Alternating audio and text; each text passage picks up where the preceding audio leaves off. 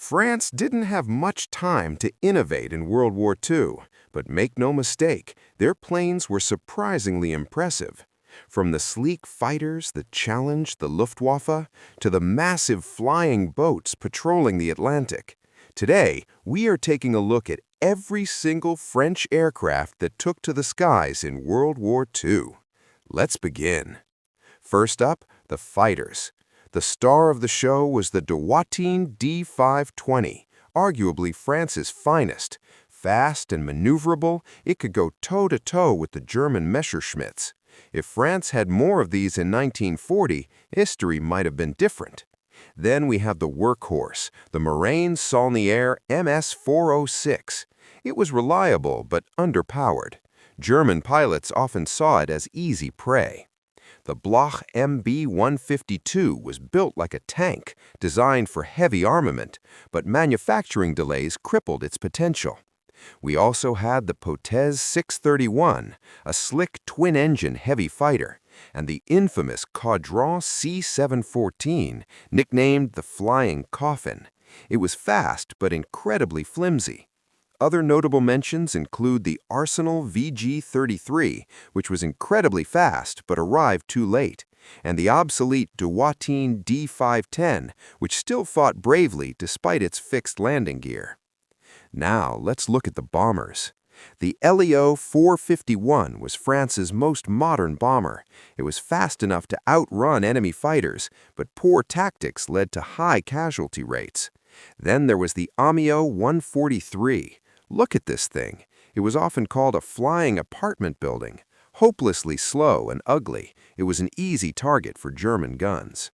On the lighter side, the Breguet 693 was an agile, low-level attacker, very effective at close support. And we can't forget the massive NC-223. This four-engine giant actually conducted a symbolic bombing raid on Berlin in the very early stages of the war. Information is power. Here are the reconnaissance aircraft. The Potez 63.11 was the eyes of the French Army, recognizable by its distinct glass nose. The Bloch MB-175 was a modern, high-performance scout, but only a few prototypes saw action.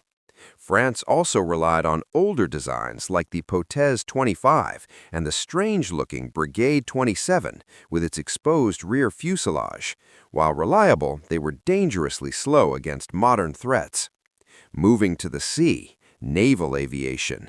The WWII 298 was one of the best seaplanes of the war, excellent at torpedo attacks. The Loire 130 was a standard flying boat found on almost every French battleship. For long-range patrols over the Atlantic, France used massive giants like the Breguet 521 Bizerte and the WWII 302 Longrud. These flying boats were crucial for hunting submarines.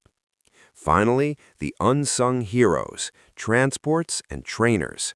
The Caudron C.714 became famous not just for war, but because the writer Antoine de Saint-Exupéry flew it. The Saulnier MS.230 was the primary trainer. Almost every French pilot learned their skills on this plane. And for heavy lifting, the Farman F-224, a converted airliner, moved troops and supplies to the front lines. From high-tech prototypes to obsolete biplanes, the French Air Force was a mix of the old and the new. Which of these aircraft do you think was the most underrated? Let me know in the comments below. Don't forget to like and subscribe for more aviation history. Thanks for watching.